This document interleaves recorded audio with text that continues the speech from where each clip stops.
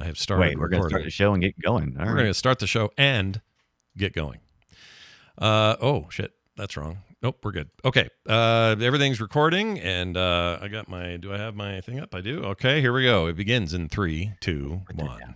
RPG Super Mario RPG ロールプレイングゲームやったことない人も OK マリオと旅に出ようドラマを作ろうロールプレイングゲームやり尽くした人も Come on 満足させますマリオです Oh yeah スーパーファミコンソフトスーパーマリオ RPG スーパーファミコンが4000円安くなるクーポン券付きI caught something about Luigi there at the end. There's my hero. He's your best friend. Watch him as he goes. Mario.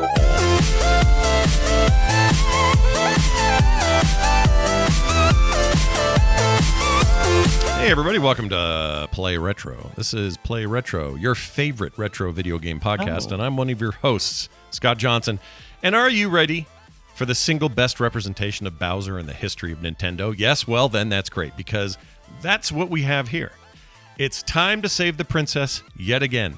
But let's do it in 3/4 view this time. Let's do it from a top-down view and take turns bonking each other's heads. Someone needs to take out the Smithy gang. Later, we can go to Monstro Town and eat mushrooms. Can we do that? Do we have to do it in that order? All right, and I'm your other host, Brian Dunaway, and I think Mom rented me the wrong Mario from Blockbuster.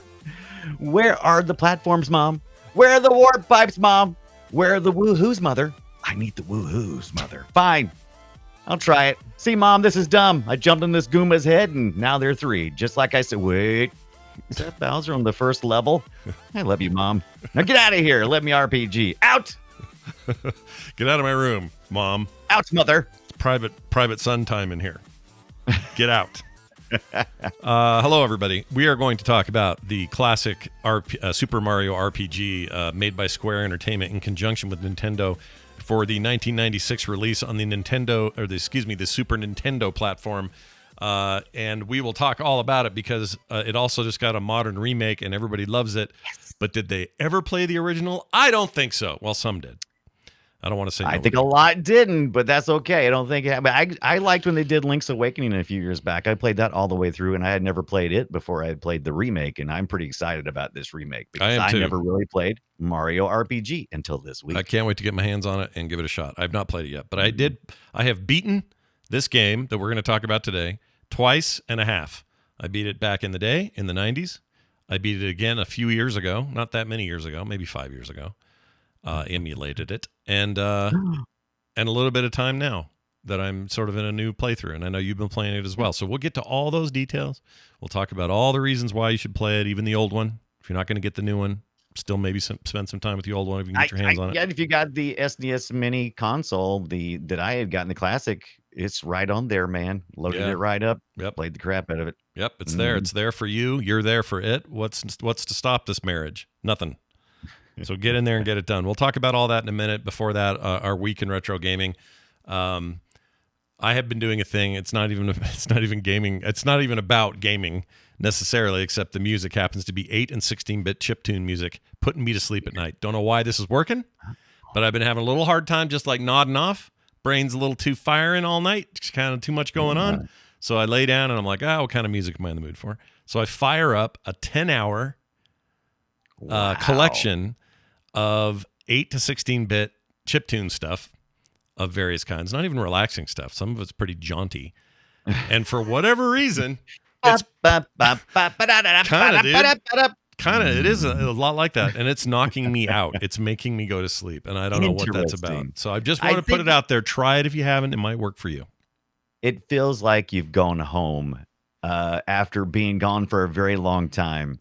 Yeah. It's like those Christmas commercials every year that tug at our heartstrings when the soldiers return home for a Christmas break, and they come in and they make the Folgers coffee and Mom and Dad come, oh, I can't believe it. I can't believe Steve's home. And that's how good you're sleeping, right? It's always at Steve home too, by the way. 8 and 16-bit. What's that? It's always Steve. It's a guy named Steve. Oh, Steve. It's a guy named Steve. Why is there always a guy named Steve coming home from the war or whatever he's coming home from? I don't know. Thank God Steve made it. Yeah. I know many Steves. I know a lot of Steves too. In fact, half of my family confuses me with a Steve who's a brother-in-law in my family, and he gets called Scott all the time. So we are constantly exchanging wrong names. God, Steve, this was all the same. I know.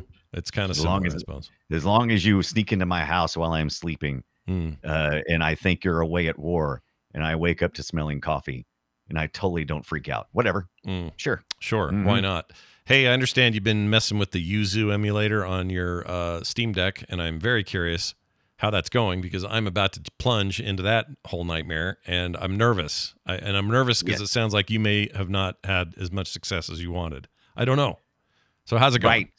Okay, so here it is. So Yuzu is an emulator of one for playing the Switch games. Nintendo It's the Switch big one, games. right? It's the one most people are familiar with. The one most people have. Yeah. And there is a lot of people working on a lot of different pieces to this total package. And oh man, it's not easy. So out of all the emulation stuff, and you may ask why? Okay, why, Brian? Why would you want to play Switch games when you have a very capable Switch sitting right behind you? Why would you want to do this to your Steam Deck? Because I like my Steam Deck better. I mean, and Scott said he's got an OLED, and if he comes back and tells me how awesome it is, do I then purchase a Steam Deck OLED, or do I continue with the Switch and get the OLED version of that? I just want to play some Nintendo games on Steam Deck. And let me just say this, Nintendo, I understand. I don't expect you to jump through hoops and provide your software for any platform anywhere. I get it. It's not worth your investment. But just, settle down. I'll look over at you, flash the peace sign like Mario. Hey man, it's cool. It's all good. All the games that I am dumping ROMs for is stuff already on my system, man. You already own it. You own all of it. It's already good. Yeah. All I want to do is in my house, play it somewhere else. I'm good. You're good. Let's be good to one another. Yeah, so that's what I've been doing. So we all bought a Switch. We all own a Switch. It's not like we don't own the damn thing. So it's fine. But it's complicated. And if you've ever done any of the if you've ever done any hacking on like the Wii U or the Wii or anything, it's not that dissimilar from that. But there are a few extra steps. You have to essentially load up a virtual Switch operating system onto an SD card, use a reboot, like kind of like an Android safe mode kind of reboot, where you go into this safe mode to boot, and then you boot from the SD card, running a virtualized OS of the Switch, and then at that point in time, you can start. You're just doing a soft temporary mod, because as soon as you turn it off, you get out of all that mode and nothing's loaded up, and it just loads up like regular. Yeah. Which you have to be careful of, though, is if you have to make sure you turn the Wi-Fi off on the main side, because it uses that main side snapshot, including your Wi-Fi information, to build this. And so what happens is, if you don't do that beforehand, you get banned from the Nintendo store. Understand, Nintendo, I get it. You got to watch out for cheaters. You got to watch out for people, messing with their system, right? Yeah. You can't allow it. Right. It's good. Once again, peace sign Mario. Hey, man. They really, so they load up players just trying to play. But in theory, you could load up Yuzu and have access to the Nintendo store if Nintendo let you. You could Okay, so what happens is, when you do this, you also put in a DNS host file that basically gets rid of all the Nintendo stuff. So like, if you go and you download a game off the store and you have it on your system, from my understanding, you may be able to run it. Okay. Now, all the ones that I've been messing with, I have carts, so I haven't gotten to the actual. Hey, can you rip things off you bought the virtual store? I haven't got that far yet. I don't know. I can't tell you that. Somebody, I'm sure, is going, oh no, you can't, or yes, you can. I don't even know if you'll go there. Who knows? I don't even know if I'll go there. But like I said, my main thing is, I would love to play this new Mario RPG. I would love to get a physical copy, put it on my Switch. Make a copy of it so I can put it on my Steam Deck, so that I don't have as many games on my Switch as I have on my Steam Deck. So I'm much more likely to have my Steam Deck with me, and I'm much more likely to be playing it. So if the Yuzu virtual emulation stuff works well enough, I'm going to be very happy. I'm going to be a happy dude. Here to say too that the Steam Deck OLED 1 terabyte device. Yes, it's very nice. It's very nice. Yeah, it's very nice. I like it a lot. That screen is glorious. Like all right. I said, I would be excited about getting the Switch OLED. Once again, my Switch is something that I don't play every week. Yeah. It's like I'll buy a title and then I'll play it for like a month or two and then I'll put it away and I won't mess with it again for a couple of months, 3, 4, 5 months sometimes. So I haven't charged my Switch in a bit. I probably should do that. But I just have the regular old Switch Lite. It's fine. Oh, I like it fine. Yeah. It's fine. I got original. That's one of the things too. You gotta have a certain version of the Switch too. Like it can't be after a certain point. Otherwise, you have to jump through more hoops because you can't inject things. But it's still possible. You just can't do it in the same method. So yeah. Anybody out there just looking at difficulty level for doing the soft mod on the Switch is pretty high. You gotta have a pretty good bit of knowledge to be able to do that. They have some follow throughs and some guides and stuff, but there's a lot of you got to do this first, and if this doesn't work, you got to do that, and it's a bunch of there's hoop jumping, hoops like Mario himself might do. Anyway, we'll find out more as we go on. For now, though, let's get into it. Shall we play a game? Sure, we shall. We're going to play Super Mario RPG for the Super Nintendo Entertainment System. This game came out in 1996, as we mentioned earlier. It sounded a little like this. Oh, isn't that lovely? But then things get crazy, like this.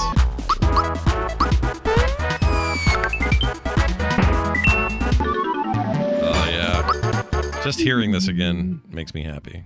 And I do think I prefer the 16-bit sound of it all because, I mean, obviously we're talking about retro games and that's what we like. I was very glad to see in the new release, the remaster, that you could choose, not in game, but like not in battles. You cannot choose your music in battles, but outside of battles, you can choose to go with the retro sound. That is correct. Cool. Which is a little weird that you couldn't do it overall, but it's fun. Yeah, I know. I guess maybe some kind of pacing or something. I don't know. I guess reasons. Yeah. I suppose. But this game, which I'm now showing to the chat room on video. If you're not here live, we also show a lot of what we talk about. While we do the live version of the show, which we do most Fridays at 2:30 p.m. in the Mountain Time afternoon. the Mountain Time.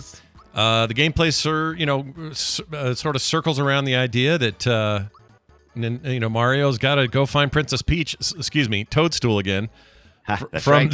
We're not Peach yet. We're still just the Toadstool. Yep, the evil Smithy gang have taken him, and you'll be surprised how Bowser works into this. It's not what you think. He's not your big bad necessarily. Sometimes enemies make good. What's it called? What's the old phrase? Your enemies. Your enemy is I forget what's something like your enemy mine is your enemy. Your enemy is you're my friend because our enemy is the same or something. Something like that. We were just talking earlier about how with age comes wisdom. It also comes with a memory loss. Yeah, memory loss also comes. Age comes with memory loss. Anyway, it is this interesting presentation. It's all pre-rendered graphics, kind of, I don't know, Donkey Kong Country is probably a good example, except it's a very different game than that, obviously. But it's the pre-rendered sprites, right? The pre-rendered sprites, exactly. So it was rendered on those Silicon graphics machines, just like Donkey Kong Country. And so they Square decided to go this route instead of their typical Final Fantasy more top-down. So this was cutting all kinds of new ground. Yeah, and I'm glad you mentioned the Square thing because this is a Square joint. This is the Final Fantasy people making this game, and they worked alongside Miyamoto to kind of get everything the way Nintendo wants things. But the end result is what I still consider to be maybe my favorite Square RPG, and that says something because there's a ton of those, and there's lots of good ones. Final Fantasy VI might beat it, and the look and the vibe of 7 in the US or the Japanese version. The 6 is the hold on, what did they? I think they're 3 off. I think Final Fantasy 3 was in US was Final Fantasy 6 in Japan. I think they eventually merged stuff but yeah, now you can buy the pixel remasters are just called 6, so you can just play that now. Yeah. But anyway, it's hard for me to pick a favorite, but I think that this might be up there, if not my absolute favorite. And there's a few reasons why. I like turn-based combat anyway. I'm sort of a fan of that to begin with. And the game features some really fun, nuanced gameplay that kind of got introduced here. Like the concept of not only are you fighting and using an ability to attack a creature, you're also trying to time that fight or those hits in such a way that you will get additional damage or additional healing or additional blocking. And it would set the stage for all kinds of RPGs in the future using some of those systems, including Paper Mario, a game that came down the pipe later that was inspired a lot by this. It's such a great game. It was supposed to be the sequel to this, from what I learned. I did not know this before this week, though. But Paper Mario was supposed to be the sequel to Legend of the Seven Stars, which I could see that once I started doing, because I kind of always wanted to play Paper Mario. I've never actually played more than a few minutes of it either. I've only ever played just a little bit of Mario RPG until this week, because I was an RPG fan, and not many of us were in the U.S. at the time. Not saying it wasn't. There was a lot fewer. There's way more RPG. No, it's exploded since, but yeah, in the U.S. Yeah, you're right. I mean, it is a testament to that they even remade the thing. Because they know that there's an audience and an appetite. Right. Square believed that they could break into the U.S. market because Nintendo was already finally doing. They had turned it around. So the SNES around 96 or so. This is late in life for this thing, was starting to take over the Sega Genesis. We were looking at another console generation coming any second now, but finally the systems were inexpensive enough for the SNES that people were picking them up. And this was a late in life game, and it was running off, I forget what chip it was, but there was a chip in the cart that made this basically run 4 times faster than the I didn't know that. chip. It wasn't the FX chip. It was something else, right? No, it was something else, it really runs smooth. Man, this is a really good looking game as far as this era goes. When I say it's good looking, I had to turn the scan lines and stuff on this one to really enjoy it.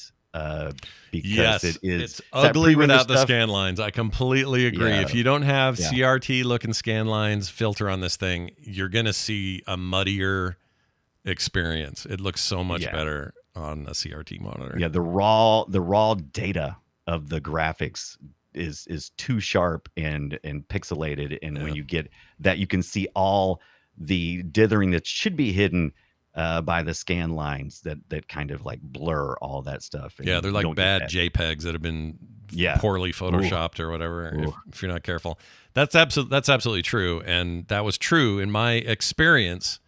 Since the pre-rendered graphical take that they got into there late in the system's age or whatever, or later on in the age of the system, that would include things like Donkey Kong Country.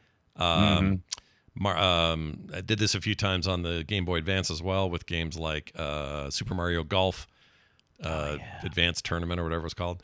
Those games all look like shiz if you take away scan lines. And it's unfortunate because there's lots of pixelated stuff on these systems and then from that era that look fine or even great without the scan lines. It's just this pre-rendered thing did not age well. Did not look good. But I remember seeing, I think I have a vivid memory, and maybe it's just a fake memory, but I swear I remember going into Walmart, and they had those CRTs mounted above the game cases and stuff. And I remember going in and seeing Donkey Kong Country, and my mind was blown. Yeah. I mean, because it was so different than everything else. I'm like, oh my God, that looks fantastic. But I would not have said that if I hadn't had the scan lines. Yeah, no, exactly. It looked amazing for its time. This is what kept the SNES going while, well into the PlayStation era. People are still using their Super Nintendos because they were doing some cool stuff with this technique. But it just didn't keep pace with where displays were headed at all. so it's fine. Thankfully, when we emulate, or even when we do stuff with the classic systems, those let you add these lines for displays that don't have them. These shaders are common now, so you can see it in the way it was originally intended to be. But if you're matter of fact, they've gotten so excited with the shaders now. There's too many options, and half the time I spend way too much time just messing around with every possible shader I can, just so I can make Mallow, so I can see Mallow's tears in this Mario RPG. Whenever he's like, "I'm a frog," and it's like, dude, you're obviously not a tadpole. You're obviously some kind of vampire cloud thing. You control the weather. What are you talking about, Mallow? Your name is Mallow, for God's sakes. Yeah, you're part of you're just missing the marsh to be the full-on marshmallow. Yeah, Right? I there's some weird characters in this. The one thing that threw me, I remember in '96, was not feeling like I knew who these characters were. Like you didn't, because they hadn't been any. Well, the mainline guys were there, but you got past them pretty quick, and all of a sudden Mallow comes along, and like, who dis? Yeah, who dis? New character, who dis? Yeah. Yeah, there's a lot of that in this game, and it's fine though. You get over it. You don't see a lot of those characters show up in games down the road, though. It's not like they were huge. Does Gino ever show up? So our two big playable characters get to play Mario right away, but it's like any good RPG with a good battle system. You're gonna have partners, and you're gonna switch out, and you gotta consider status effects and everything else. Each one of them has their own special moves. And so, you get Mallow, Gino, who is a god imbued wooden puppet, I believe. Princess Peach, Princess Toadstool, and even Bowser comes along for the ride and uses their own special abilities. But Gino and Mallow, I don't think you ever see those guys again anywhere else, as far as I know. Nope, I don't think so. No Smash Brothers, no other, no Mario Kart. Mario Kart. I'm looking right now at the new game, just to give people some comparison, and it is strikingly visually changed over its original, as you would expect in 2023. This game just came out a couple of weeks ago. Yeah, and from all accounts, it's very good. The reception has been awesome. At its core, though, they didn't change much. Like in the gameplay and the pacing and the story, it is what you played back then. If you already played it. If you want to play it again with a very, very fancy graphical upgrade, then I mean, the same stuff. You got your. I guess you can use your analog stick like a D-pad, but you can use your 4 face buttons, because that's all you really used to choose. Either your defense, your weapon, your special move. What was the other thing? Was it status? What was the other thing? I don't remember. I've been doing muscle memory all week, and now I've totally forgotten. Look at these these mushroom Goombas. Look at this thing. Yeah, dude, the mushroom Goombas. Got some wizard turtles. I want to make a mushroom and Swiss burger out of those guys, little bastards. Smear it with a little mallow. Yeah, a little bit of mallow in there. Why not? Yeah. But Gino. It's Gino. Go get me a Goomba and mallow sandwich. Thanks, man. So, chat, here's the difference. Here's new, here's old. I mean, it is pretty striking. Old. Yeah. Not saying, we're a retro show. We like retro stuff, but yeah, I got to admit, this is a very pretty game, this new one. Yeah. And Link's Awakening had a retro gaming feel, but a really modern look, and it was very fun. And so I went back and I played the original after I played the remake, and it was enjoyable both ways. Just one had a graphical improvement, but the gameplay felt the same. The music pretty much felt the same. I had the same emotions. The story was the same. By the way, this story, pretty thin, but a lot of fun. And I feel like we got to talk about a guy we haven't talked about since our Secret of Mana episode. We got a localization by Ted Woosley. Oh my gosh! I do remember that conversation. Yeah, that's crazy. So we get a localization. So he did a good bit of Square translations or localizations in this case, which I think is much more fair to call a localization, because he takes there's a lot of inside jokes, and and there's a lot of stuff going on humor wise in Super Mario RPG, and Ted Woosley finds a way to localize that to an American audience without making it any more weird, but just as quirky, but just as relatable.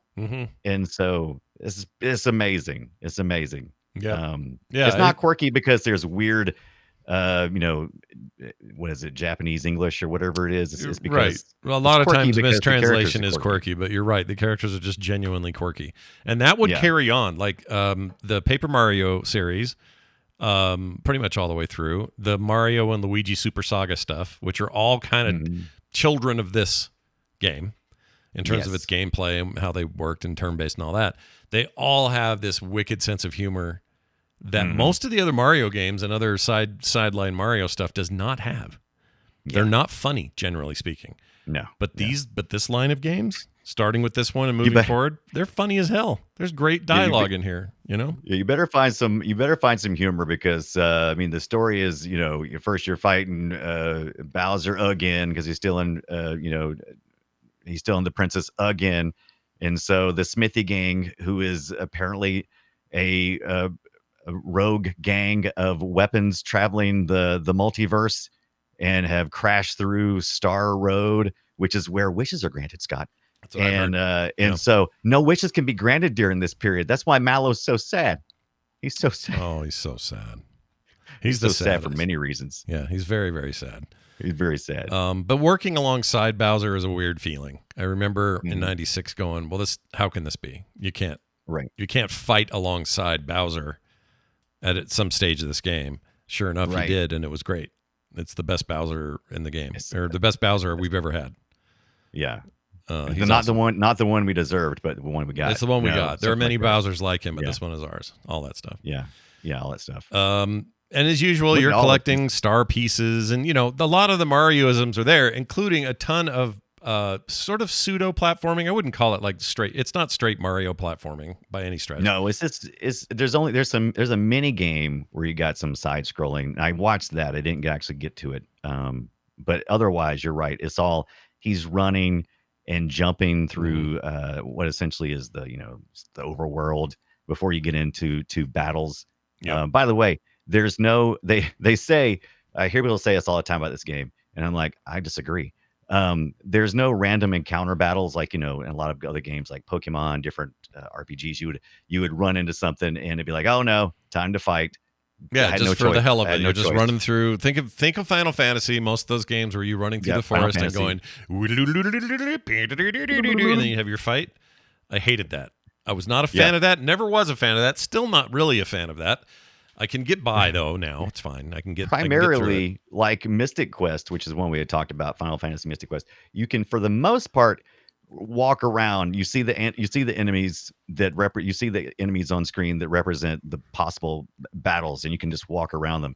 But occasionally, and it always scares the crap out of me. You'll be walking along. It's like, okay, I avoided that guy, and then suddenly one just come Goomba come flying out off the screen like at 100 miles per hour, and he runs into you. Yeah. And guess what? It guarantees a fight. Yeah. That's pretty random. This is they don't have this music, but remember this?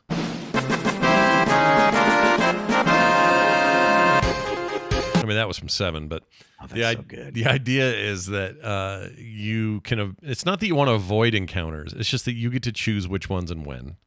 And I like that. I like that a lot. I prefer it over the other way. And when Pokemon even is like strayed from this a little bit, which they did in a couple of titles, those are my favorites. Yeah. I like to feel like I'm in control and I'm not getting ganked everywhere I go. Right. I get to choose because like I may want to forward the story because that's what it's doing. They're leading you by the nose kind of. Everything's pretty much linear of how you're trying to get from point to point. Yeah. And if it's like, oh, I just want to get to the next thing. I don't want to fight right now. I'm not interested in leveling up my character. I haven't gotten any companions yet, and I just want to get to the next point. So you get to make those choices. By the way, the composer Yoko Shimomura, is that right? That's Shimomura, correct. something like that. I think you said it right. Yeah. Oh, so good. It takes all the stuff from Nintendo and some of the stuff from Square and just mixes it up nice and just serves it hot. Yeah, listen to this stuff, man. Like, here's a little bit.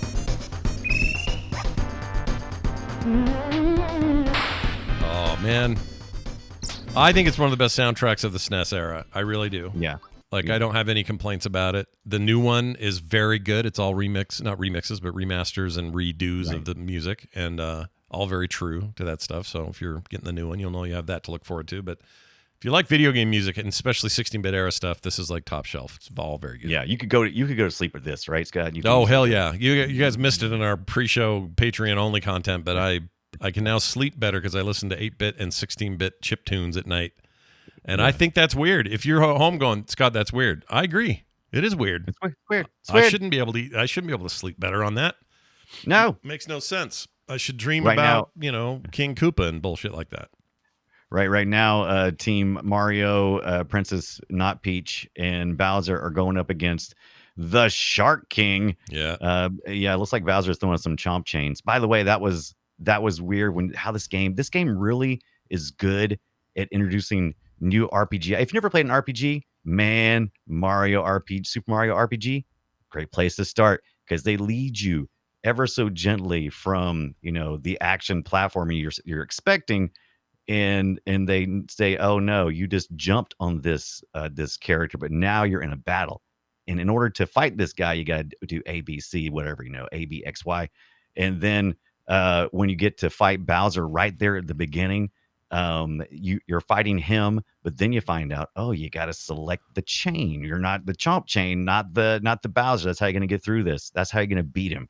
You can't, because Mario can't go head to head with the first out of the gate. No. You can't have that. No, you can't have that. Knock his chain. Yeah, I agree. Knock his chain. You can't knock his chain. Check this out, though. In Japan, this ended up being the third largest selling, or the third most highest selling game of that year, of 96. Nice. Did not surprise anybody that did that well. 1.47 million copies. In the U.S., they had lower expectations, so they still brought it here. 300,000 were sold through in the first month or so. And by August of that year, it was the most rented game in the U.S. for about 14 weeks straight, and then became, at the end of the day, sixth best-selling game of 1996. Now, that's not like insane, but it's pretty good. And it also represents the last game that Square made for the Super Nintendo Entertainment System ever. Because they were off to see Sony. It's like, hey, Nintendo, we've had a great relationship. We love working with you. But your carts, they're killing us, man. We need to have some more, we need more expressive ways to express ourselves. And they knew Nintendo wasn't going to do that. Nintendo was definitely staying in the carts. Yeah. But, the longer I look back and the more I look at things like Super Mario RPG, it really fits in more, because a lot of times I'm very jaded about it. I'm like, Nintendo wouldn't come off those stupid carts because they wanted to control everything. But there was also something else going on there. Whenever they released a console, they tried to make it as inexpensive as possible and release as many good quality titles as they could. So that was kind of like their motivation for what they were usually putting. Well, there's a whole other part of it too. Nintendo hated load times. They couldn't stand what the first generation of optical discs were doing. Too slow for them. Load times. Yeah, they were pissed. They're like, you know what? F that. N64 is going to have a cartridge in it. It'll have 64-bit sound, so you won't know the difference between that and CD quality music, which isn't true, but they still said it. Right. And those, and they're right. Like you waited for a lot of load screens on your PlayStation 1. You did. Whether you liked it or not, you freaking did. And if you played an N64 cart, you were getting into the action right away. Boom, bam, boom. Yeah. So as much as I think they're stubborn sometimes and weird and controlling and all that, I think in retrospect, I think I respect the decision to go carts. And something that I did not think about at the time is, so this also had the ability to run really well late in life, not necessarily because the developers got really good at developing for the system, but because they were able to put CPUs on these carts. They were able to extend the life of the system through the game, so they're able to pass on a small upgrade cost to the games themselves, instead of having to release something like a 32X for the Sega Genesis or something crazy. So when I look back, I'm like, oh, you know what, intentionally or unintentionally, that's still not a bad idea, and it's still a really smart economy that they work. But also, everybody ended up doing what they're doing now, just in different ways. So so when you go buy yourself a brand new PlayStation 5 or a Series X from Xbox or whatever, you may decide that you want to be a physical media guy and buy discs. Okay, fine, but guess what? They're not. Most of those games are not running off of that disc. They're installing to hard drives, which are great big cartridges, and kind of doing the Nintendo way after all. It's just it's slightly different path to get there, but their idea of, well, RAM can only hold so much and load times suck and all that, they were right about it. I hate to say it, but they were right, and we were all mad then because we wanted what was new, and optical discs seemed like that was what was new. But I think in retrospect, they were like, this is not as good of an experience, and too many moving parts, and you're going to bring this thing in to get fixed all the time, which I did 3 times with my PlayStation.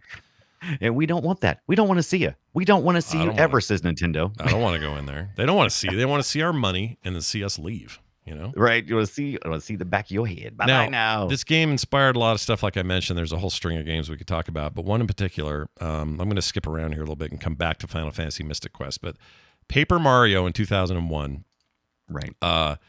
is the most direct sort of, hey, what's next for this kind of idea sort of game. And I cannot say enough things about Paper Mario or the one called, what was the mirror one? Shoot, I forgot the name. Paper Mario. It was on the GameCube. It was 1,000 Year Door. Yes. I always love these games and their subtitles. I know. We were saying Super Mario RPG, but it's technically Super Mario RPG : Legend of the Seven Stars, which is how many stars that fell into the kingdom for you to collect to restore order. Something like that. It's all dumb. Yeah. The stories are dumb, trust me.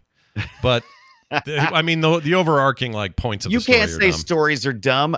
What's wrong with a bunch of sentient weapons coming down to rule the world? Nothing. I don't want my Mario games to be too complex in their story. So I'm actually for this. This is a positive for me.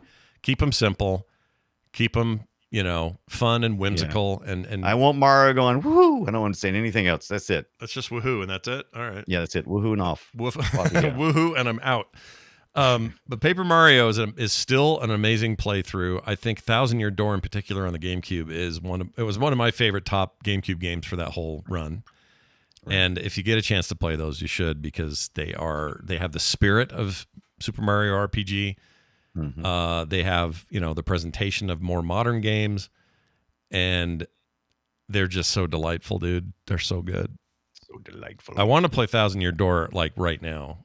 I haven't played that since launch, and I would love to play that. I'm sure that's easy to play, actually. Dolphin plays that pretty well. Yeah. Did he ever? Okay, so there was a little bit of contention between Nintendo and Square, specifically Miyamoto. The first couple of things that Square pitched were like, "Hey, we're gonna have Mario in Fantasyland. He's gonna be riding a horse and he has a sword." And Miyamoto's like, "Ha ha, no. He's a plumber." We worked really hard to build this world that is the Mario world. He can use a hammer. Yeah. And it's like, okay, cool. And I like the fact that he does that. As a matter of fact, we've talked about Miyamoto before, and it's like he's first of all, he's just the greatest, right? But he is. Everyone loves him. I do think he has this sense of telling stories about how rewriting history just a little bit. Because when I was doing my research about this, they said that there was that Square and Miyamoto, they were all at I forget which convention it was, but this is how much credence I put into what he was saying, because I was like, that's a bullshit. And they had some audiences there that had they were asking them what they wanted to see Mario do, for people to cheer for everybody cheer who wants Mario with a sword and a shield. Yeah. And a couple of guys. We got other options. And then he says, it's like, who wants to see him with the hammer and jumping? And everybody screamed, yay! And that's how they decided it. It seems like he may have augmented that story just a tiny bit. Just a little. But that's okay, because I love the fact that he continues to be a storyteller even outside. When he's just telling you how a game got made. Yeah. Look at this. So I'm showing video right now of 1,000 Year Door. It still looks like you could play this right now. I mean, look at it. Look at his little papery Mario looking dude. Look at him the way he turns. Yeah. Oh, shit on me, dude. Shit on me. This looks so good. I'm going to go. That is my goal this weekend. I'm going to get this up and running on my deck. That's what I'm going to do. Because I'm in the mood now. As much as I love Super Mario RPG. Get your barbecue out and get that thing running on the deck. Yeah, I'm going to get that out on the new deck and see what I can do. It's snowing. I can't do that. Anyway, that's worth checking out. Now, you mentioned Final Fantasy Mythic Quest from 92. Yeah, Mystic Quest, yeah. That thing sounded like something a little bit different. Let me play some of that here. That sounded like this. I mean, if that's not a Square game, I'll eat my shorts. Like, everything about that sounds like it. But in a lot of ways, this game, similar ideas. It's later. Or no, it's earlier, 92. It's earlier. This was their first attempt to break into the U.S. market. So it was like, hey, these Americans, they're not biting on our hardcore RPG. They don't like it. And so this was kind of their first attempt at making it more friendly. Yeah. And so it did okay. It was also a SNES release early in life of the SNES. Yeah, early. And then same year. First year or the year it was released, I think. It was same year. Yeah. So they didn't give up. They just kept hanging around and said, finally at the end of life, they said, hey, how about we use Mario? Thanks, man. Yeah. Let's go ahead and do that. I mean, I kind of want to go back and play this. I haven't played this. Yeah. I don't have any. I dabbled. To it. I dabbled. Did it feel a little Zelda-y or like what was your more takeaway? Zelda-like? Yeah, Okay. It wasn't quite here nor there. It was okay. Yeah. Yeah. It's just again, when you make these attempts to cross the ocean and cross cultures, it's always a little mixed, right? Because you got to make concessions. Yeah. It's nice today because you don't really have to. It's all the same global release and. I don't know why we were so hung up about that stuff. Like, had to name things different because it was a different place. Why is it the Mega Drive in Europe and the Genesis here? There's stories, but, would they never do that now? No. They'd never go, oh, it's not the PlayStation in Europe. It's called the button-pushing monster picker. Like, why? Like, why? I think it's a really interesting time because, trying to figure out how to sell to a foreign, it's real easy to like tell modern stories that are very simplified when you're telling it to the people that you're that you live around. Like if I make an American story, we're gonna make fairy tales, right? That's what you do. You tap into the long European tale of fairy tales. Easy enough. Yep. Go for it. Yep. But then if you're in Japan, you've got a totally different set of stories. I mean, we're familiar with Godzilla over here, right? We know that, but not to the degree that they do. Well, they did. Like now I think we are. Like I feel like like for example, the latest Godzilla movie, which is getting rave reviews, like 99% on Rotten Tomatoes, sounds like an incredible film and maybe the best Godzilla movie since the original in the 50s. Right. And it's a worldwide release. Like I'd go right now and find me a theater and see it if I want to. It just didn't used to happen that way. No, we're such a much more of a microcosm. Everyone watches anime over here. Everybody. Yeah, the internet ruined everything. The internet ruined everything. Or made it great. Or made it great. It depends on your opinion. Now we've all had a taste of everything. Oh my god. I like how you're doing terrible. It like this. That voice, perfect for that. Do that. You got voice. your RPG and my action platformer. How will I live? But you successfully did. I like it. It's a great game. Go check it out. It's Super Mario RPG, available brand new on the Switch, or you can go find an old one and play that. And it's still I plays said, I great. played it on my classic. I enjoyed it playing on the classic. Oh, the classic version actually real snappy. It's real good. Yeah. The mini classic, the SNES mini. Yeah, that's what I mean. I played that. That's the one I got the partial playthrough, I think. Yeah. And I should go back to it. If I could find my place, or if I could find my SNES Classic, somebody took it or moved it. It wasn't me. It wasn't you. That's yours. But somewhere in this house is my Classic, and I can't find it. And I'm saying it. I'm mad. I'm mad. Exterminate. Oh. Always comes back to those damn robots. All right. That brings us to the part of the show where we like to play a little game with each other. We play some audio and try to guess what that audio is. It's called Guess My Game. Destroy it. And that's the sound effect for it. So we're going to go ahead and do that. I'm going to start with speaking of GameCube, a GameCube game from 2003. All right. Now, I'm not going to tell you. Well, I will tell you this. This is not Mario related. So I didn't want you to think that I was going to cheat and do like, oh, and this is Thousand Year Door, something like that. I'm not doing that. Right. This is something from the GameCube, 2003, Brian. Here's your audio.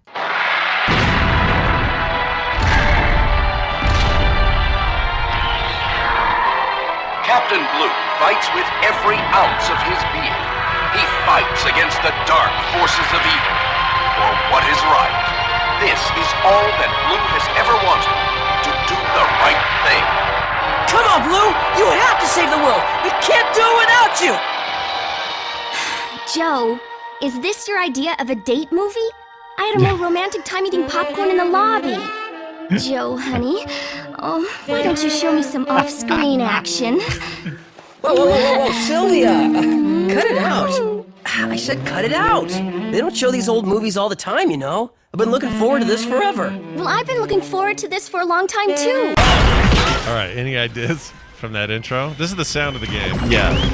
I think I know this one. This is that weird. Yeah, that weird. Do you have any questions first, or you want to go for it? Yeah. So GameCube. Was this a series? I can't There were remember. two if of this is them. a series. Two of Okay, I them. thought so. Yeah. I don't think there was ever more than that. There may have been re-releases, but never more than two. Right. So that's why I was trying to figure out which one. You said the GameCube, though. I was trying to figure out which one. So that was your first question, and the answer is yes. Right. All right. Or the answer is two, I guess. Right. Is it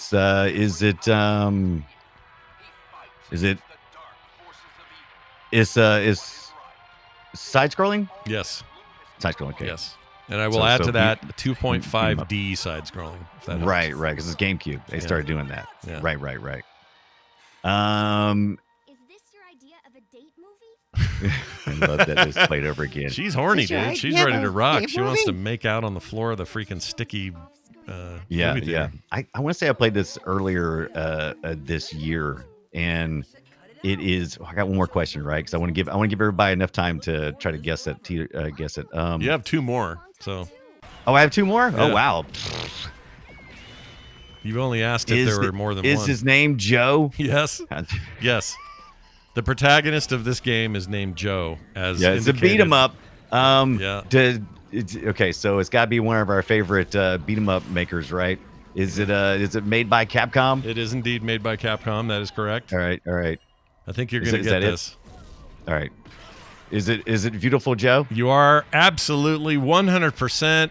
Just kidding. You are correct. Oh, I was You about are to say correct. it's not that other Joe game, is it? It's No. not the GameCube. Okay. You are correct. You got it. That is Beautiful Joe. And Beautiful Joe I haven't played in ages, but I remember really liking it at the time. I looked at some video when I was capturing this audio, and I think I've decided that maybe it was okay. I don't know that it was great. It has a lot more attitude.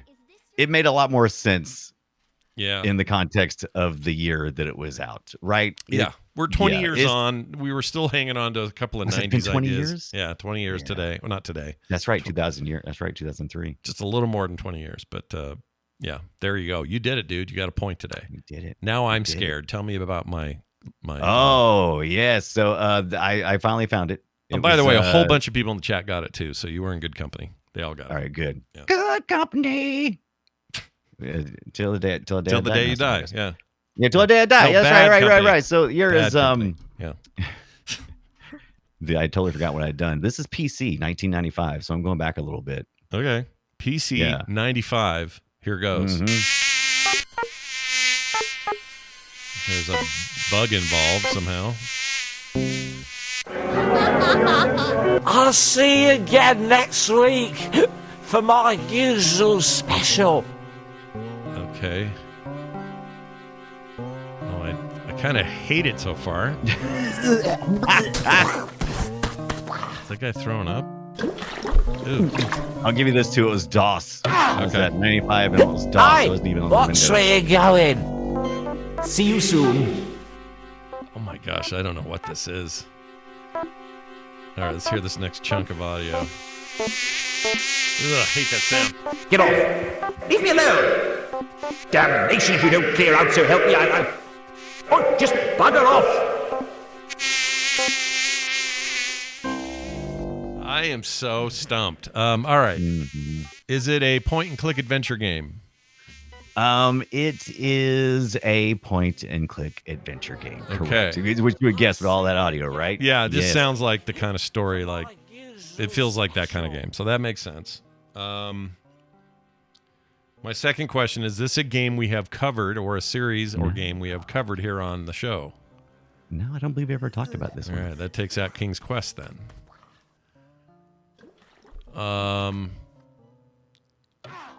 Is this What's where you going? a LucasArts joint? That's my third question. But it was a the Psygnosis release thing. Psygnosis. Published. Psygnosis. How you say? I've seen it a million times. The owl. Yeah, the owl. They were famous on the PlayStation for Wipeout XL, and that space fighting game, Colony Wars. I love those games. That's right. Psygnosis? What did they publish on DOS? I mean, they weren't yet a Sony company. Sony bought them out pretty quick. Shit. If it's not Space Quest or King's Quest, it can't be Space Quest because that's Sierra. Mm-hmm. It can't, and if it's not any of the stuff LucasArts did, who else was doing these? Oh my gosh, Brian, I don't know. I'm gonna have to make a guess. Do it. I just don't Nobody know in the chat room has got it so far either. Yeah. No one in the chat has it? I haven't even looked. I'll look and see. No. Well, if they don't have it, why am I looking? Yeah. I mean, all the Quest games are Sierra. So it wouldn't be Police Quest. It wouldn't be... Plus, there's a fly and a British dude. Those aren't... I give up. I have no idea. All right. Do it. All right. What How is about it? Terry Pratchett's novels of the same name, Discworld? Ah! Whoops, wrong button. No, wrong button again. Where is it? No, this. No. I lost. Ba-da-bum. I lost. That's terrible. Was Discworld fun? How was that? It was weird. How's that? That makes sense because that's a British. He's a British author. That's a British success story, and Psygnosis was a British developer and publisher. Yeah, yeah. So it did much better there than it did here. Did anyone? Someone in the chat got it. Graham Ellis. Nice coffee? job. Oh, Graham. Oh, did you get it? Okay, let's see. I think he got it late. Okay. In the thing, but Graham, how? Well, I'd ask you too. Have you played this before? Was it fun? I'm looking at Twitch. You what? You where? I'm looking on Twitch chat. That's the reason why I didn't. Oh yeah. That's why I have both. I can see. Yeah. Well, no, you should see him in there too, though, because I have it. I have the two chats combined, so you should see. Unless you block the bot or something. I don't think so. Well, anyway, you guys on Twitch, you can see the YouTube people, right? Best chat says Trench Wildfire. Nice dude. We're not looking for a fight here. We're not doing Coke and Pepsi. We're just saying. No, really? Oh, Restream bot is broken. I didn't know that. Oh, I didn't know that either. I can see all of you. You can't see each other. That's a bummer. Okay, we'll have to dink with it. Dinky. Anyway, congratulations. You won today. And more importantly, I'm curious about what that looked like. I want to look up Discworld. Hold on. I've never read the books either. Always meant to get into that. Amy Robinson in our community is always... She knows the perfect place to start and stop. Amy loves it. Let's see. Discworld long play. Oh, and there was a sequel? I don't know any of this stuff. Okay, there it is. Psygnosis. Holy crap. Oh, I have a vague memory of seeing this. Okay. Yeah. You know what? I think I saw this in the day, but I didn't know what I was looking at. Yes. It was about the time I was moving past point and click adventures, I think. Yes. Which was about this time, yeah. Well, anyway, there's that. Nicely done. Well done, Brian. You win the week. You did it. All right. Yes. All right, we're doing emails. We're doing email. This is playretroshow@gmail.com is where it showed up. If you want to send us texts or voicemails, you can keep doing those as well. 801-471-0462. Here's your email. Stealth Dave wrote in and said, "Hello, Scott and Brian. When you get to your planned Karateka episode, we will be doing that. We will. You should check out a fun Easter egg that the developers added to the Apple II version. When you put in your floppy disk in the drive, on the reverse, you can play the entire game upside down. Apparently, the Apple II's sequential graphics memory made this trick fairly trivial to implement. Broderbund support would get regular calls asking why the graphics were upside down, and the customer was asked to turn the disk over and reboot. Wow. I remember discovering this Easter egg as a teen and completed the entire game this way," says Stealth Dave. So it sounds like almost like a mistake. It's not really an Easter egg, but it's a goof or a side effect of the way those discs were read. the way that they were displayed. But I didn't know this was a thing ever. I'd never heard of this. And I played Karateka till my eyes bled, so I don't know how I missed this. I love that game. I lived that game. Yeah. Do you ever play it upside down then? Did you ever do that? I never played it upside down because I'm not a moron. No. No. Why would you be? Right? I'm going to look it up. Upside down. This is a very common search result. Upside down. Oh, yeah, there it is. They say Easter egg, but I still don't know if I'd say it's an Easter egg. It's just kind of the way. I bet other games would do the same thing because you flip the disc around. Let's see. Oh, yeah, there it is. I couldn't do it. No, because you're moving. Instead of you moving. Hold on. Yeah, I couldn't do it backwards. There's no way. It would be pointless. Yeah, F this. This is a bad idea. Although I'm impressed that you did this as a kid, Dave, but I can't do it. Yeah. I couldn't do it. No, hell no. I ain't doing this ever. Anyway, we will be getting to Karateka at some point. We know Brian likes that game so much that he writes poetry to it at night. I do. I did at night. That's what I listen to when I go to sleep. Yeah, that's what puts Brian to bed. Our next discussion, by the way, is going to be a very interesting one. And it's funny that Brian suggested this today, and I agreed to it wholeheartedly. Mm-hmm. And it's funny because I was watching YouTube or something earlier, and there was a clip from the new Tetris movie, or the newish Tetris movie, about the beginnings of Tetris, and them showing off or unveiling the Game Boy for the first time in that movie. There's a scene in there. Oh, yes. And you said, hey, should we do the 25 years after Game Boy Color launched Christmas 98? Sure.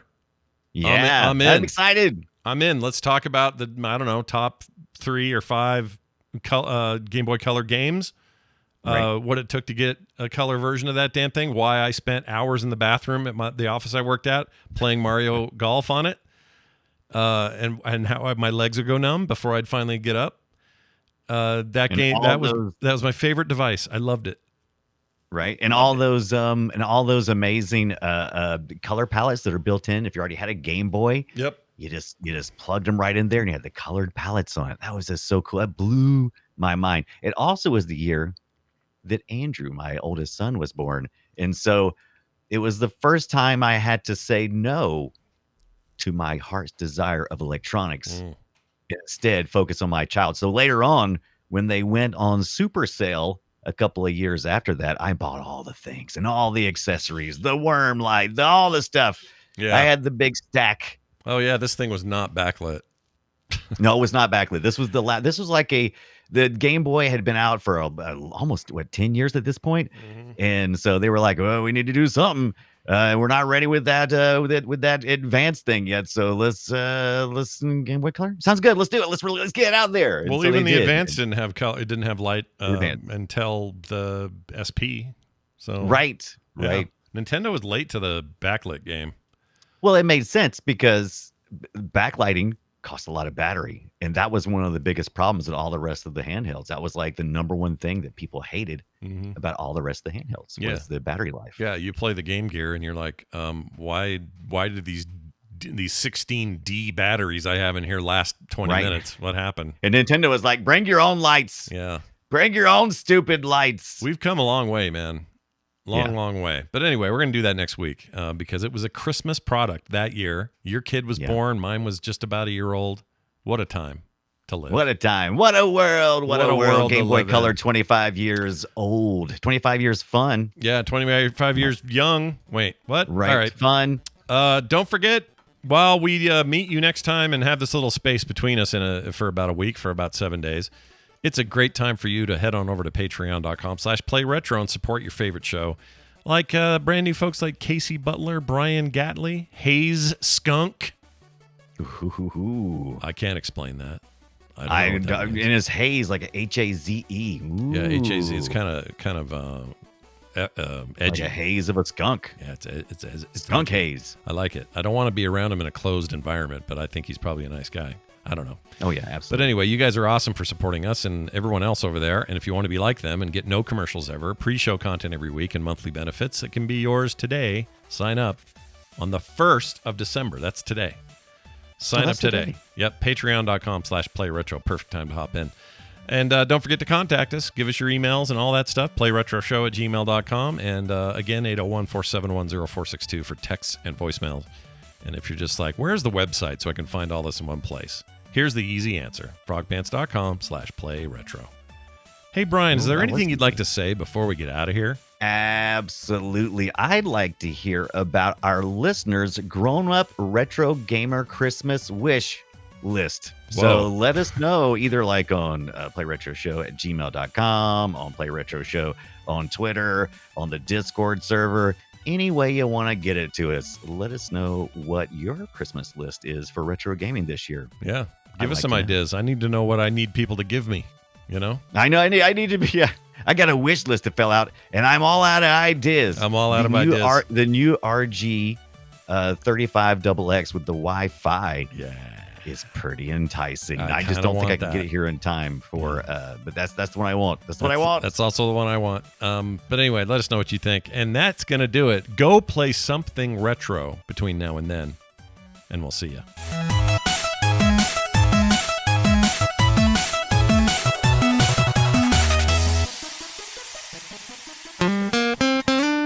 Get more at frogpants.com. Koopa Genski! Koopa Genski!